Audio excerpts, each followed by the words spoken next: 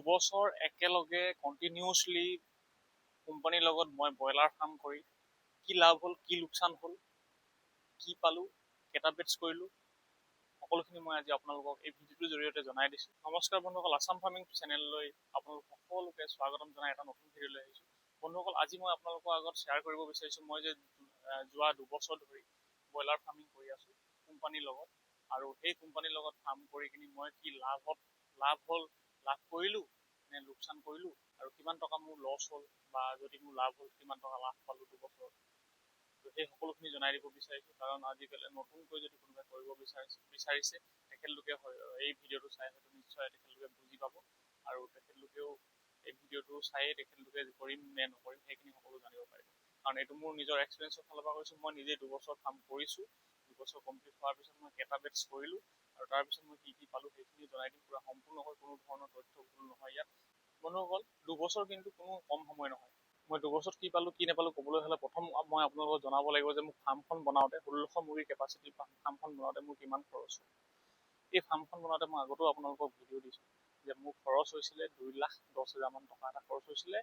গোটেই ফাৰ্মখনৰ ঘৰটো, ভেটিটো আৰু গোটেই সম্পূৰ্ণ ঘৰটোৰ লগতে আপোনাৰ যিখিনি অটো ড্ৰিংকাৰ আছিলে, অটো ড্ৰিংকাৰ পাইপ, টেংকি আৰু লগতে ফিডাৰ, ড্ৰিংকাৰ, সৰু সৰু ড্ৰিংকাৰ, সেই সকলোখিনি মিলাই মোৰ 2,10,000 টকা এটা খৰচ হৈছিলে এই ফাৰ্মখন বনাওঁতে। আৰু এই ফাৰ্মখনৰ মই যোৱা বছৰ মানে 6-7টা বেটছ কৰাৰ পিছত আকৌ ফুটা কেইটামান চেঞ্জ কৰিবলগীয়া হ'ল, তাতো কেইটকামান গ'ল, সেইখিনি মই ধৰাই নাই। তো অল টোটেল মানে মই ধৰিছোঁ যে টোটেল যিটো মোৰ প্ৰথমতে খৰচ হৈছিলে সেইটোৱে কৈছোঁ, 2,10,000 মান টকা এটা খৰচ হৈছিলে। তাৰপিছৰ পৰা মই এতিয়া 10 বেটছত কি পালোঁ কি নাপালোঁ, এই দুবছৰত যিটো 10 বেটছ কৰিলোঁ। তো প্ৰথম বেটছটোততো মই পালোঁ আপোনাৰ যেতিয়া 1600 মুৰ্গী কেপাচিটি হয়, প্ৰথম বেটছটোত পালোঁ 47,000, আৰু খুব ভাল লাগিলে। তেতিয়া ৰেটো ভাল আছিলে, প্ৰথম ফাৰ্ম কৰাৰ কাৰণে প্ৰথম হিচাপত এটা ভাল টকা এটাই পাইছিলোঁ। আৰু সেই 47,000ৰ ভিতৰত কিন্তু আমাৰ কিছুমান খৰচ থাকে।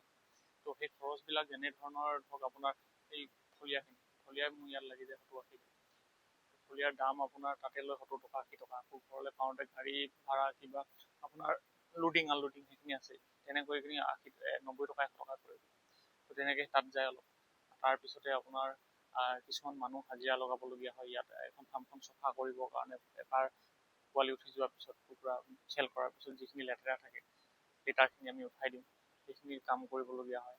তাৰপিছতে আপোনাৰ লেপিবলগীয়া হয়, সেই সকলোখিনি মকৰা জাল চাফা কৰা, তেনেকৈ কিছুমান খৰচ থাকে।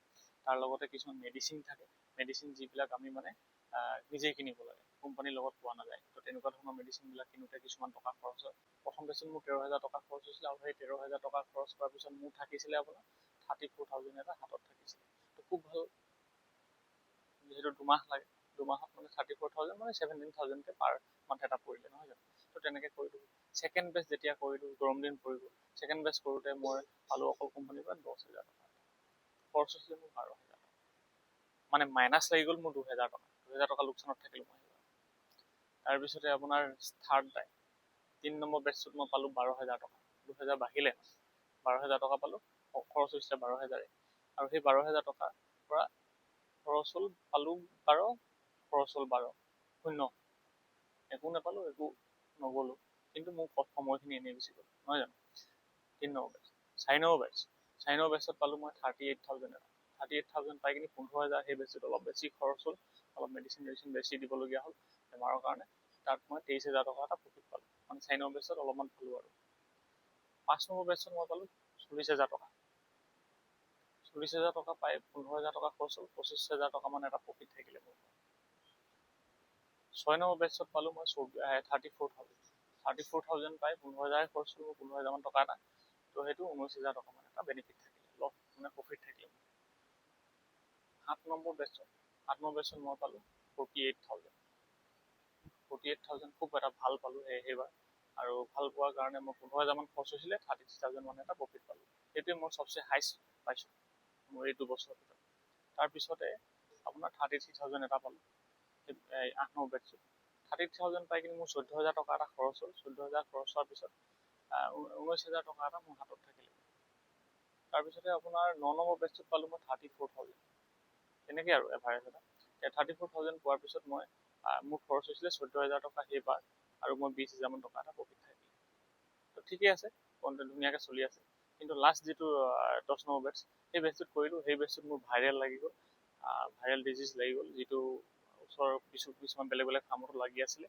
তো সেইটো আপোনালোকক মই ভিডিঅ' আকাৰে দেখাইছোঁ আগতে। গোটেই কুকুৰাখিনি মৰি থাকিলে।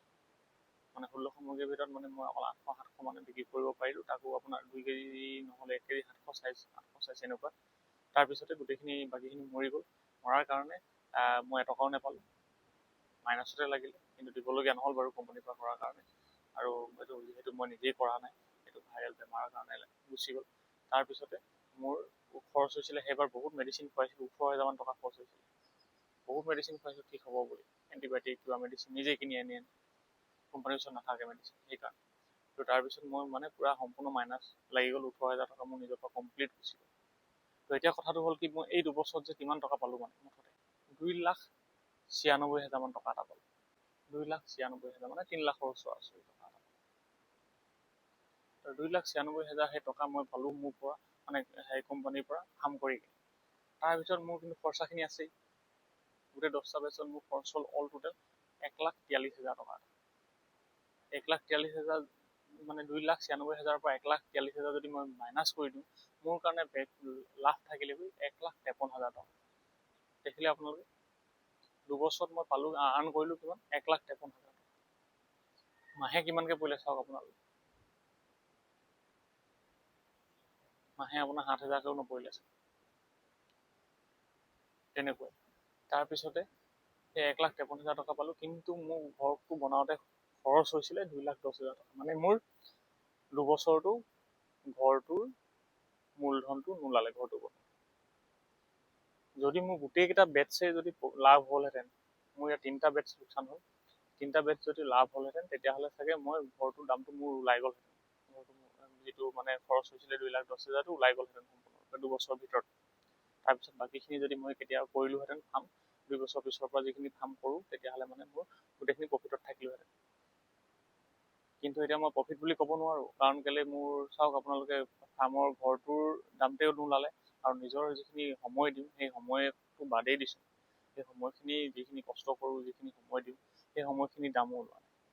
তো এইটো হিচাপত মই চাবলৈ গ'লে মাজতে এটা দুটা বেটছ বেয়া হ'বই, কাৰণ কেলৈ সদায় যে আপোনাৰ ভাল থাকিব সেইটো নহয়। কেতিয়াবা ভাইৰেল আহি যায়, কেতিয়াবা দানাতে আহি যায়, কিছুমান বেমাৰ আহি যায়। তো তেনেকৈ লাগি কিনি এনেকুৱা হৈ যায়, সেইটো মানে কেতিয়াও কনচিডাৰেই কৰিব নোৱাৰোঁ। তো সেইটো হিচাপত চাবলৈ গ'লে মানে মই কোনো ধৰণৰ তেনেকৈ লাভ কৰিব পৰা নাই ব্ৰইলাৰ ফাৰ্মখন কৰি কিনে বৰ্তমানলৈকে। বহুতে কৰি আছে, বহুতে চলি আছে, বহুতে ভালকৈ কৰি আছে, কিন্তু পাৰ্মানেণ্টকৈ ফাৰ্মিং ঘৰটো বনাই লৈছে, পাৰ্মানেণ্টকৈ থাকি গৈছে। তো সেইটো হিচাপ উলিওৱা নাই, ধুনীয়াকৈ কৰি আছে, চলি আছে। কিন্তু মই মানে গোটেইখিনি কেলকুলেশ্যন কৰি হিচাপটো কৰি চাইছোঁ, কৰি চোৱাৰ পিছতহে মই সেইটো পাইছোঁ। কাৰণ দুবছৰ মই এনেই যোৱা নিচিনা এটা লাগি গৈছে নিজকে। কাৰণ কেলৈ দুবছৰত যদি ইমানটো হয়, মূলধনটোৱে নোলায়, তাৰপিছত মাহেকে যদি মই 7,000কেও নপৰে, তো তেনেকুৱা ধৰণৰ এতিয়া কিবা এটা মই বেলেগ এটা আৰু এটা মানে ইনকম চ'ৰ্চ এটা আছে কাৰণে মই এনেকৈ ধুনীয়াকৈ চলি থাকিব পাৰিছোঁ। কিন্তু যদি মোৰ ইনকম চ'ৰ্চ নাথাকিলে হয় বেলেগ, তেতিয়াহ'লে মানে কি হ'ল আপোনাৰ, ইয়াৰ পৰা মানে চলিবলৈ অসুবিধা হ'ল। যদি এনেকৈ যদি বেয়া হৈ থাকে ৰিজাল্ট, যদি সদায় ভাল হৈ থাকে ৰিজাল্ট, গোটেইকেইটা বেটছেই ভাল হয়, তেতিয়াহ'লে কিন্তু আপোনাৰ চলিবলৈ কোনো অসুবিধা নহয়, কাম কৰিও বহুতে উন্নতি কৰিছে, ধুনীয়াকৈ কৰি থাকিব পাৰিব। সকলোকে মানে এনেকৈ লাকে চাথ নিদিয়ে বুলি ক'ব লাগিব, তেনেকুৱাই হয়। আৰু মই সেইকাৰণে কওঁ, আমি কেতিয়াও মানে একেটা মানে ইনকম চ'ৰ্চৰ ওপৰতে ডিপেণ্ড কৰি থাকিব নালাগে।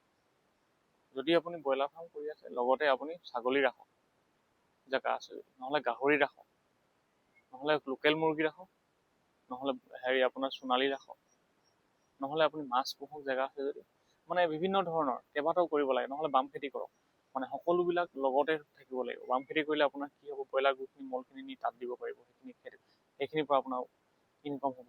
তো তেনেকুৱা ধৰণৰ মানে এটা যদি বেয়া হয়, এটা চলিব, তেনেকৈ ধৰণে কৰোঁ। এতিয়া মই এই যিটো লাষ্ট বেটছ বেয়া হ'ল, বেয়া হোৱাৰ পিছৰ পৰা অলপ দিন ৰখি দিছোঁ, গেপ দিছোঁ, নিজেই গেপ দিছোঁ। কোম্পানীয়ে দিয়ে নিদিয়ে মই সেইটো সোধাই নাই, মানে দিম বুলিতো কৈছিলে, চফা কৰিব কৈছিলে, অলপ ভেটি উঠাব কৈছিলে। মই ভেটি উঠাব নোৱাৰোঁ, কাৰণ কেলৈ এতিয়া বাৰিষা দিন, ভেটিও নুঠাওঁ, আৰু অলৰেডি ভেটিটো কোৰ মাৰিলোঁ, এতিয়া ধুনীয়াকৈ ল'ব পৰা হৈ আছে, কিন্তু মই লোৱা নাই, কাৰণ কেলৈ মোৰ নিজৰো এটা পাৰ্চনেল অসুবিধা হৈ আছে, আৰু সেইকাৰণে মই মানে নতুনকৈ আকৌ পোৱালি লোৱা নাই, ল'ম, আৰু চাগে আৰু কেইদিনমান পিছতে ল'ম আৰু লাহেকৈ।